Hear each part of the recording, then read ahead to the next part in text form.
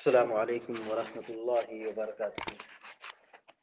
الحمد للہ رب العالمین والعاقبۃ للمتقین والصلاة والسلام علی اشرف الانبیاء والمرسلین نبینا محمد وعلى آلہ وصحبہ اجمعین وبعد، فعن ابی ہریرہ رضی اللہ تعالی عنہ ان رجلا اسود او امرأة سوداء كان يقوم المسجد فمات، فسأل النبي صلى الله عليه وسلم فقالوا مات، قال أفلا كنتم آذنتموني به دلوني على قبره أو قال قبرها، فأتى قبرها فصلى عليها، رواه البخاری۔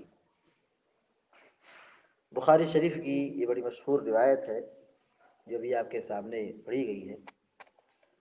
اللہ کے نبی علیہ الصلوۃ والسلام ایک مرتبہ مسجد کے اندر تشریف فرما تھے، اور آپ کی مسجد میں ایک کالی کلوٹی خاتون تھی جو مسجد میں جھاڑو دیتی تھی، اور بعض روایت میں کہ ایک کالا آدمی تھا جو مسجد میں صاف صفائی کا کام کرتا تھا۔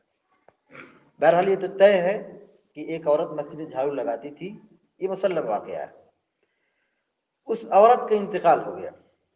اللہ کے نبی علیہ الصلوۃ والسلام نے اس کے متعلق پوچھا کہ وہ عورت جو جھاڑو لگاتی تھی وہ کہاں پہ ہے؟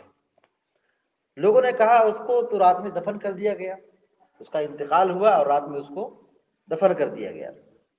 پیارے نبی علیہ الصلوۃ والسلام نے فرمایا کہ افلا کنتم آذنتمونی بھی دلونی علی قبرہ او قال قبرہا، کہ تم لوگوں نے مجھے بتایا کیوں نہیں؟ اس کا انتقال ہو گیا تو مجھے بتایا کیوں نہیں؟ چلو ٹھیک ہے، تم مجھ کو اس کی قبر بتاؤ۔ دلونی علی قبرہ او قال قبرہا، حدیث کے جو الفاظ ہیں وہ یہ کہ آپ نے یہ کہا کہ مجھے اس کی قبر بتاؤ، ہو کی ضمیر استعمال کی یا ہا کی ضمیر استعمال کی، یعنی مرد کے لیے ہو اور مؤنث کے لیے اگر عورت ہے تو اس کے لیے ہا کا صیغہ استعمال کیا۔ بہرحال اللہ کے نبی علیہ الصلوۃ والسلام قبر کے بعد تشریف لائے، فصلی علیہا، آپ نے جنازے کی نماز اس کی قبر پر ادا کی۔ یہ بخاری شریف کی روایت ہے۔ یعنی ایک خاتون کا انتقال ہو گیا، اور وہ خاتون کالی کلوٹی تھی، مسجد میں جاتی تھی، جھاڑو لگاتی تھی، صاف کرتی تھی مسجد، اس کا انتقال ہو گیا، نبی کو خبر نہیں ہوئی، صحابہ اکرام نے راتوں رات میں اس کو دفن کر دیا۔ جب نہیں دیکھا تو پوچھا کہاں ہے؟ کہا اس کا انتقال ہو گیا۔ پوچھا اس کی خبر کہاں ہے؟ جنازے کی نماز پڑھی گئی، دفن ہو گئی، دفن اس عورت کو کر دیا گیا۔ اس کے ایک رات گزرنے کے بعد اللہ کے نبی علیہ الصلوۃ والسلام تشریف لائے، اس کی قبر پر جنازے کی نماز پڑھی۔ یہ واقعہ ہے صحیح بخاری کے اندر۔ اس واقعے سے آپ بہت سارے مسائل نکال سکتے ہیں۔ پہلا نقطہ یہ نکلتا ہے کہ عورت مسجد میں آ سکتی ہے، آ ہی نہیں سکتی ہے، ضرورت پڑتی تو رات میں رہ بھی سکتی ہے، مسجد میں جھاڑو بھی لگا سکتی ہے، یہ بھی بات معلوم ہوئی۔ دوسری بات یہ معلوم ہوئی کہ اللہ کے نبی علیہ الصلوۃ والسلام علم غیب نہیں جانتے تھے، یعنی چھپی ہوئی باتوں کو نہیں جانتے تھے، اتنا ہی جانتے تھے جتنا اللہ تبارک و تعالیٰ بتاتا تھا۔ یہاں دیکھیے مدینہ کا واقعہ ہے، اور مدینہ ہی کے اندر رات کے اندر دفن کر دیا گیا، اور پھر اللہ کے نبی کو خبر نہیں ہے، جنازے کی نماز کے صحابے نے پڑھائی اور رات میں ان کو دفن کر دیا گیا، اور اللہ کے نبی سو رہے آرام کر رہے اور آپ کو خبر نہیں کس کا انتقال ہوا، کس کو دفن کر دیا گیا۔ دوسری بات یہ معلوم ہوئی کہ نبی کو غیب کا علم نہیں تھا۔ تیسری بات یہ معلوم ہوئی کہ اللہ کے نبی علیہ الصلوۃ والسلام غریبوں کے ساتھ بڑی ہمدردی کرتے تھے۔ یہ کالی کلوٹی عورت تھی جو مسجد میں رہتی تھی، غریب خاتون تھی۔ آپ علیہ الصلوۃ والسلام اس کو نہیں دیکھا تو فوراً پوچھ بیٹھے وہ عورت کہاں پہ ہے۔ اپنائیت دیکھیے، محبت دیکھیے، آپ کیسے غریبوں کے ساتھ برتاؤ کرتے تھے کہ اگر وہ عورت دکھائی نہیں دی کہ جو مسجد میں صاف صفائی کا کام کرتی ہے اور فی سبیل اللہ کام کر رہی ہے، آپ صلی اللہ علیہ وسلم نے پوچھا کہ وہ عورت کہاں پہ ہے۔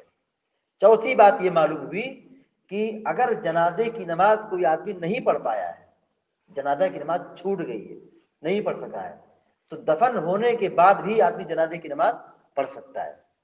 ایک بات یہ بھی معلوم ہوئی کہ عورت کو رات میں ہی دفن کیا گیا، معلوم ہے رات کے اندر بھی مردوں کو دفنایا جا سکتا ہے۔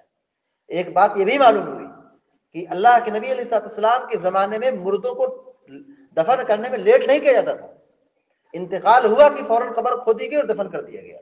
یہ جو ہمارے سماج میں سسٹم جو ہے کہ گلف سے آ رہا ہے، فارن سے آ رہا ہے، سعودی سے آ رہا ہے، دبئی سے آ رہا ہے، لاش کو روکے رکھو 24 گھنٹہ 48 گھنٹہ، یہ غلط چیز ہے۔ آدمی اپنے محلے کی مسجد میں 5 وقت کی نماز نہیں پڑھ پاتا ہے، فرض نماز نہیں پڑھتا ہے، اور دبئی قطر اور کویت سے آتا ہے جنازے کی نماز پڑھنے کے لیے آتا ہے، اور اس کی وجہ سے لوگوں کی مطلب پریشانی ہوتی ہے، گھر والوں کو تکلیف ہوتی ہے، اور پھر باڈی جو ہوتی ہے تاخیر سے تدفین کی جاتی ہے۔ پیارے نبی علیہ الصلوۃ والسلام کے زمانے میں معمول یہ تھا کہ انتقال ہوا اتنی تاخیر کی جاتی تھی کہ جتنے میں قبر کھودی جا سکے۔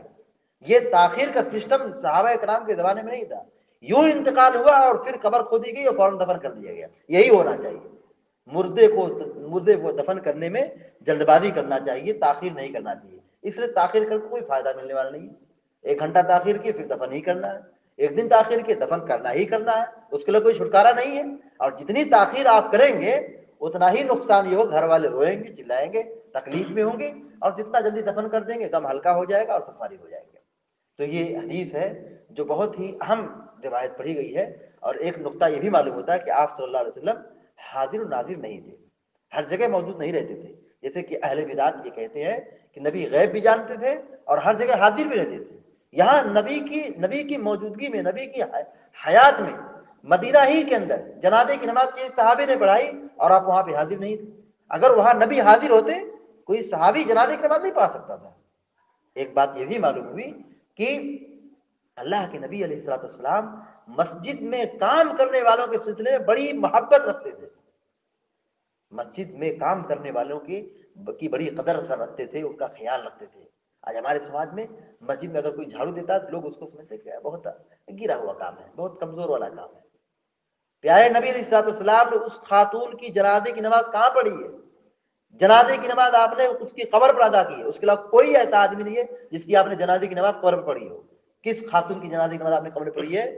جو خاتون، جو عورت مسجد نبوی کے اندر جھاڑو لگاتی تھی، مسجد میں خدمت کرتی تھی، تو مسجد سے قربت اختیار کرنا، مسجد سے جڑے رہنا، مسجد کا کام کرنا، مسجد کی خدمت کرنا، مسجد کے تعمیری کام میں فنڈ اور فائننس کے پرابلم کو حل کرنا، چندہ دینا، یہ بہت ہی اہم چیز ہے۔ مسجد میں کام کرنا، عبادت کرنا، مسجد سے قریب رہنا، مسجد سے جڑا رہنا، یہ بہت بڑی عبادت ہے۔ اس لیے ہم سب کی ذمہ داری بنتی ہے کہ ہم مسجد سے جڑے رہیں اور مسجد سے قریب رہیں، اور مسجد کو جو آباد کرنے کا مفہوم ہے اس کو ہم اپنی عملی زندگی میں نافذ کریں۔ دعا ہے رب العالمین سے کہ اللہ تبارک و تعالی ہم کو، آپ کو اور سارے مسلمانوں کو کہنے اور سننے سے زیادہ عمل کرنے کی توفیق عطا فرمائے، آمین یا رب العالمین۔ اقول قولی هذا واستغفر الله لي ولكم ولسائر المسلمين فاستغفروه انه الغفور الرحيم، وصلى الله على نبينا محمد وعلى اله وصحبه اجمعين۔